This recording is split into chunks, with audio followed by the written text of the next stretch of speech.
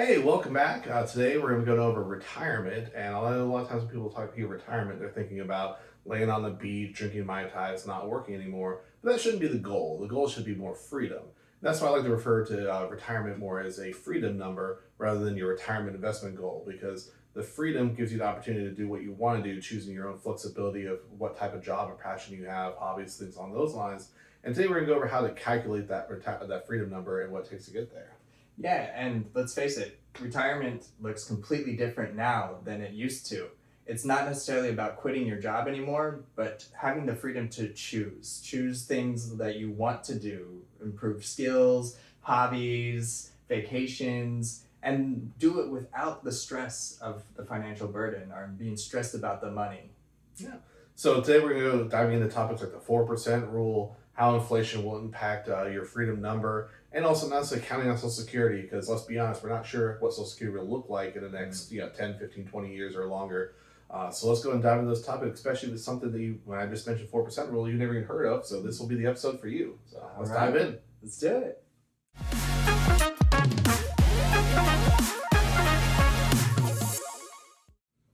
So again, I'd like to welcome you back to our little podcast series called Buy Your Kids a House. Again, I'm Matt, this is Andrew, and this is our areas we deep dive into topics of what the financial plan is to get from here to there. Last week, we went over the budget aspect, the 50-30-20, and for those that don't know what I'm talking about when I say 50-30-20, that means you just got to go back and watch watch the previous episode and catch up to where we're at now.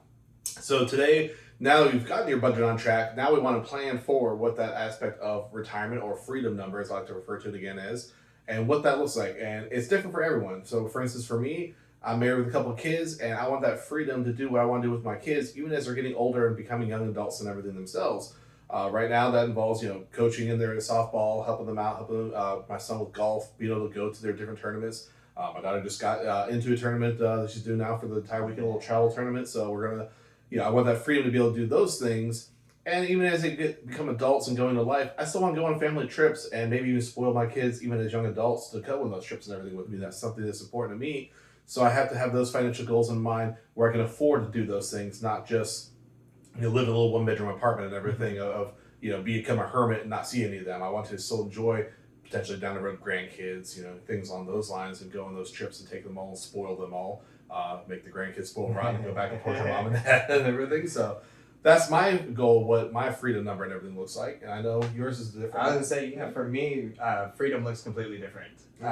It's going to be more about having that time to be able to take off for a month and travel and see different things, or just have that freedom for spontaneous, moments to where it's like, you know what? I don't want to have to go into work today. I want to go to the beach or, something that's close to here, or even travel, like I said, or internationally. I mean, it's really easy. Luckily, here in Orlando, we can, just go to our airport and it's almost a direct flight, pretty much anywhere you want to go. So to be able to have that freedom and to be able to set up to, if I needed to work remotely, or be able to look into the different things, but not have that stress. Be able to just relax. Yes, where you're not reliant on the paycheck. Paycheck's nice, and it helps supplement. Maybe you can splurge a little bit more here and there, but it's the ability that if something was to come up, you could just disconnect. If your company gets downsized, you're not worried about all of a sudden not having that paycheck coming in. Maybe your passion is something in art, whether it's music, painting, things along those lines. And I know we've all heard the term starving artist, but maybe something you can do with that passion. And if you sell a painting or two, great, but you're not reliant on that income. And maybe you're also able to dive into other more passion products, whether it's helping with charities in the local area, feeding the homeless, helping build shelters, things again that fuel your fire, what you want to do to contribute back. But once again, you're not reliant on that paycheck. And that's what we're trying to build, is that freedom to get there. And to get there as soon as possible, because none of us want to work until our 90s. So, so we want to try to get that as soon as possible and reach that goal and have that freedom and flexibility to do what we want. So let's go ahead and we'll cover into all those topics. Let's go. All right, let's head on. So the first main part of what we're going to calculate that freedom number is what a lot of people, I'm sure, that have been online have ever seen, the 4% rule. Now, for those that haven't seen or heard of the 4% rule, what that basically is meaning is that whatever the amount of money you have invested, you times that by 4%, and that's how much you should be able to safely take out of your retirement account each year to put towards your yearly bills, and that's what you're having to retire on. Now, why it's 4% is, in essence, as the stock market goes, there's always volatility, it goes up and down, and with that, you can safely take out that 4% and not deplete your main base of money in there. So one year you might go up 20% in your stocks, next year you go down 10%. That averages out where you can safely take that 4% out, and it doesn't deplete you, but then you have the ability to have the flexibility to live financially free based off of that. So Andrew's I think going to dive into some aspects of what that looks like. Yeah, so if you spend $60,000 a year, that equates to 1.5 million. So you will have to either have 1.5 million saved or invested to be able to pull that, and that equates to 4%. Yeah, 4% is that 60,000. That's insane. and it seems like high numbers now, but as you know, I always like to say, how do you eat an elephant? One bite at a time. Time will get you to that point to having that amount saved. And again, what that freedom number is looks like different for you. So you mentioned 60,000, you need 1.5 million. 80,000, that's about 2 million. 150 plus, you're looking at about 3 to 5 million.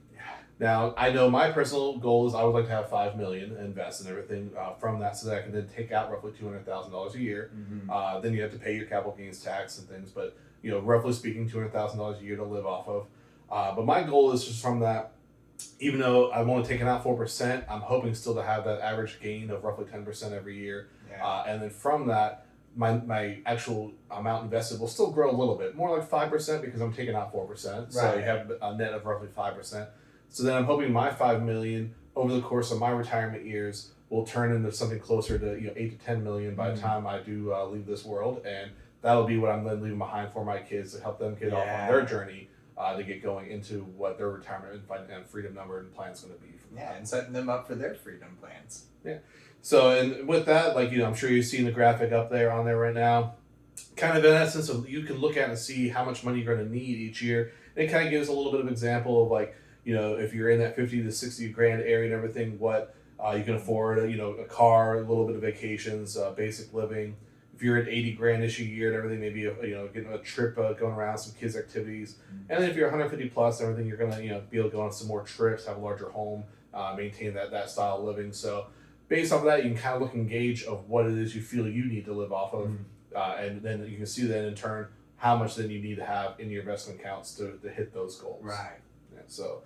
And I think that kind of covers the aspect of what the 4% rule is. Again, if you have any questions on that, please put them in the comments. We'll be happy to look at what your actual numbers are and what it would take to help get you to that point. Yeah, definitely. So now we're going to go into diving into what your actual freedom number looks like. And a lot of times when people look at it, they look at the here and now of how much money they're making, and they just assume that means that's how much they need for retirement. Right. Like if I'm making 100 grand now, that means I'm going to need 100 grand a year in retirement. And that's not always the case, because first off, if you're following the 50, 30, 20 budget aspect, that 20 is money you're setting aside for retirement and savings and everything. Well, if you're in your retirement, your freedom and years, you're not going to need to keep putting that 20% away because you're already there. So boom, you've already shrunk that down to 80% of your budget. And then there's other elements that come off your budget as well. For instance, if you have a standard mortgage, whether it's 15, 20, or 30-year mortgage, odds are by the time you hit your freedom number of years when you're in retirement, your mortgage should be paid off. So that number will be coming off of your budget. If you have kids, your kids are probably grown and moved out of the house. So all those childcare costs, the kids' activities and sports, feeding them, clothing them, all that comes off your plate. So that $100,000 a year might actually look more like $60,000 a year now that you're in the elements of your retirement years. Plus, taxes look differently a lot of times when you're going off of your investments rather than your income. For those that are in higher income earning aspects of where their budget is, the taxes get higher the more income you earn, and that's different compared to when you're using your investments off of it, whether it's also your Roth IRA, which is tax-free. So you're looking at those differences of how your budget shrinks down and where it fits with what your actual freedom number is. So yeah, and with all of that extra money that you're seeing in your account and you're not spending it, you got to be careful, because you can fall into that pit of okay, now I can go out to eat at that nicer place. I can go out and get that nicer car, or I can get that new gadget that's, a couple $1,000. And before you know it, all of that stuff that you have alleviated from your budget and get all that money back in retirement that you weren't spending, you were trying to save, you're spending it now. So then that's just going to domino effect like constantly down until you go, oh no, what happened to my budget? I'm spending, and I only need to spend $60,000, but I'm spending that $100,000, and so it can creep in on you, like that creep, just from keeping up with the Joneses. It's not. Man, it's crazy how quickly it can just fall. Yeah, absolutely. So again, in the aspect of being on your budget now, obviously if you hit that point where you hit your retirement, you hit that freedom number, and you've been disciplined along the way of having that 50, 30, 20, well now you've obviously been able to watch your budget, but now you're going to have a lot more time in your hands. Right. And you're going to be sitting around, and you're going to have a hopefully decent amount sitting in a retirement account, and it can definitely be easy looking at those numbers. And a lot of times, once again, we've covered before the budget, a lot of people don't really realize how long a month actually is, let alone a whole year now if you're not actually working. But then it can definitely be a lot easier to go out and want to eat out more, dine out more, play a lot more golf, as you mentioned earlier, those types of activities. And those things can add up and almost replace, if not even higher than what your budget needs were during your income producing years. So again, we want to make sure we stay disciplined on that. I'm not saying don't have fun, but have it where it's a planned fun within your budget of knowing what you're going to need in those retirement years. Now, one area, especially living in Orlando, that I like to look at is having the element of having annual passes in the area, and that's within my budget, so that I know I can go do these certain activities, and I've already pre-planned for that.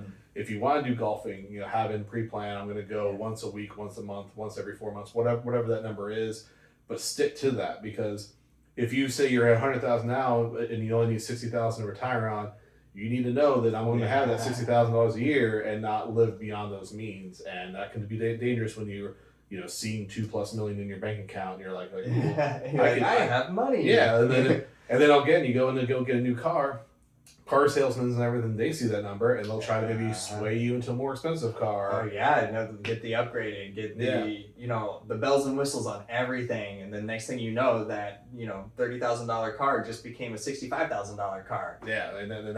And all they're worried about is their commission on their check and everything. They're seeing that you have the assets to do it. They don't care about that you're actually trying to plan for a long-term retirement. All they care about is lining their pockets at that moment. Getting the sale. And they're trying to sell you something. So all these things are areas you need to stay disciplined on and make sure you live within those means.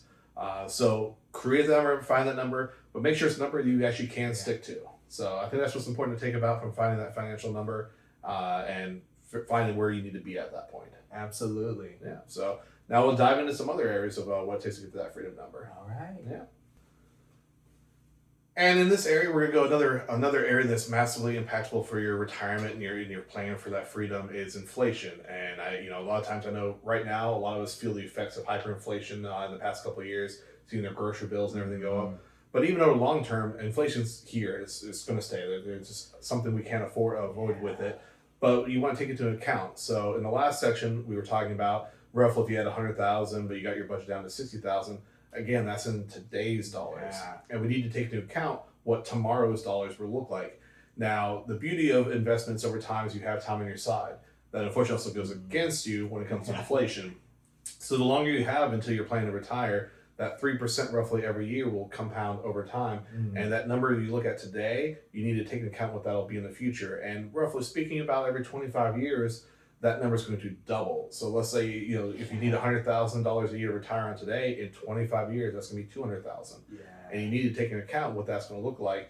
Now, for those younger, if you're 18, 20, 22 years old while watching this, you have roughly 40 years to look at everything. So you're almost going to look at it quadruple because that 100,000 turns into 200,000, that 200,000 turns into 400,000. So you need to take that into account. Now, if you're a little closer to retirement, then it won't be as impactful in that area. But you still want to take it into account because you don't want your money to run out. Because especially if you are hopefully to live a nice, long, healthy life, even if you're looking to retire, 50, 55, a little earlier, hopefully you're going to be here for another 30, 40 years. And that number is still going to creep up. And you don't want, I'm living comfortably at 100,000 now. All of a sudden, 40 years from now, that number is 200, 250,000. And all of a sudden now you're like, oh, my money's running out because I didn't plan for that. So plan for that higher number. And then in the early years, just enjoy the fact that you have more income at that point. But plan for that higher number down the road and make sure you take that account because none of us want to outlive our investments in retirement. It's absolutely correct. And it's the inflation, like you said, doubles every 25 years pretty much. So looking at like we were talking about, budgeting it as well and making sure you stay disciplined is super important, especially when you look at the inflations. Yeah. And then another area we want to look at is Social Security. I know a lot of people are probably screaming at the screen right now, like, I got Social Security coming. Why do I have to worry about planning for this? Let's be realistic. If you're paying attention to how things are going on, we don't know what Social Security is going to look like. Now, if you're close to retirement or in retirement currently, you're probably fairly well off in the sense of what Social Security is. But if you're 10, 20, 30 years away from hitting that number, we don't know what Social Security is going to look like. Yeah, at all. You don't want to have to rely on that. That's not necessarily something you want to be your main income for retirement. You want to have those other investments or the money saved to be able to be like, oh, hey, look, Social Security, fun bonus. Yeah. And you don't have to, just live off of that. Because I know a lot of people do. Like you said, if you retire now, you're doing probably pretty well. But I even know, like, my dad retired not too long ago, and his Social Security is not what it should have been. No, it's definitely not. And so when I plan for things, I don't want to take that into account. So, like, let's say I need $5,000 a month to live off of, and I'm going to, let's say, $1,000 from Social Security. I don't want to plan that I only need then $4,000. I'd rather plan for the full $5,000, and if I get that $1,000 Social Security, great bonus. Awesome. Yeah, like, have the little extra splurge money. Maybe you can actually enjoy dining out a little more because that's fun money. But if that goes away, then you can easily cut that from your budget and not need to rely on it and everything, because we don't know what's going to look like. And not feel that impact. Yeah. Like that it doesn't, like, you don't even bat an eye. You're like, oh, okay, well, my fun money's kind of gone now. Oh, well. Yeah, we at that point, like, oh, Social Security went away. We should have at least a little bit of a heads up of, whatever is winding down, if it's winding down, right, what that'll look like. But yeah, you can plan for that as fun money, and then if it's gone, it's like, okay, well, that was fun while it lasted. Exactly. But then we can plan and move forward from that. So, again, I would not currently, when looking at your freedom number, take into account Social Security at the moment. Correct. That would be taking anything from this and everything. That's the goal of that aspect of it. Enjoy it as a enhancement. Yeah, exactly. Just that added little bit. Yeah. So I think that kind of covers the aspects of inflation and also Social Security as it impacts whatever your retirement freedom number is going to look like. So, all right, let's go to the next. Yeah. So now in this area, we're going to look even further ahead. We've already created our freedom number and hopefully hit our goal to hit our retirement. But now we're going to look further into what our kids, maybe even what our grandkids look like, and how the rising costs and inflation will impact them. So yeah, because by the time they retire, the number probably will double, if not more than double, by that time. So luckily, they have time on their hands, though, too. So they can look at that ahead and plan for it. And compounding is definitely the key. Yeah. So again, a lot of us probably a little bit older into the game of when they're starting investments, starting them as early as possible. Definitely by 18, if not even before then. Yeah. If you're maxing out their Roth, which hopefully at age 18 they start doing, that'll help them out. Plus, I'm going to help them out with a little bit of inheritance from them. So again, my goal is $5 million in my investment savings account by the time I hit my freedom number. Even if that grows at 5%, because I'm now withdrawing some from, hopefully that's closer to $8 to $10 million by the time I actually pass away, and I can leave them $4 to $5 million each. Because their goal, in essence, in my head, is going to be $10 million to hit on. So between their Roth and the inheritance from that should at least get them a good chunk of the way there, and then we could figure out what else we need to do to supplement to hit that goal. And flex with life of how inflation and everything impacts them throughout that journey. Yeah, that's what I was going to say. You're already setting them up thinking about that inflation and looking at that number being so much higher than what it is now. Yeah. And then even for the grandkids, because as I said, I'm at $5 million. I'm planning for them to be at $10 million. My grandkids are going to plan at $20 million. And what that takes to get to that point for each of them and try and set them up on that roadmap to success over the course of their lifetime. So I think that kind of covers most of the aspects of what we're going to go with the freedom number for right now. So let's go ahead and wrap this up. Let's do it. Yeah. So for the most part, I think that kind of sums up looking at the freedom and retirement number, and whether that number is 1 million or 5 million or even higher. You can see it's not about the amount you need to retire on. It's about freedom, freedom to do what you love, with who you love, and when you want to do it. Yeah, and it's not about stopping work or quitting it. It's more about being able to choose the things that fulfill you, choose that work that fulfills you, and be able to have that freedom and not have the burden. Yeah. And again, it's not a dream, it's a formula. You can sit there and look at it no matter where you're at in your age aspect of your journey You can look to see, I'm currently spending this much, I have this many years of retirement, I need to put away this much money and take into account the inflation. And you can actually see the formula involved with it and break down what seems to be a big daunting number into a much smaller, segmented aspect of where you need to grow. Manageable numbers. Yeah. Absolutely. And if you know someone as well that wants to get started with all this, please share it with them. And we also want to know what your number is. If you already have one or if you're still deciding, put it in the comments. Let us know. It's a community. We all are here for each other. We all want to see us succeed and see you succeed in everything that we're talking about. Yeah. We're here to support each other. Mm-hmm. And again, if you gain something from this, please like, share, subscribe, help us out with growing this. Again, he said, put in the comments, your age, your goal, what your number is, how many years. Like again, if you're 25 and your goal is currently you need to make 80 grand a year, well then now you need to realize now with inflation what that actually is going to look like, and now how to get there. So please share with other people, help other people out. We're a community to try to help each other grow and raise up together. And especially when right now those numbers might seem very scary and daunting, we're here about taking those small bites to get to that point. Yeah. And we're all going to try to get to that goal together and help everyone get to that point because we all want to be in that freedom aspect. Yeah, I know I do. Yeah. So until next time, again, we would love to see you guys later, and we'll talk more soon. Yeah, like, comment, subscribe. Yeah.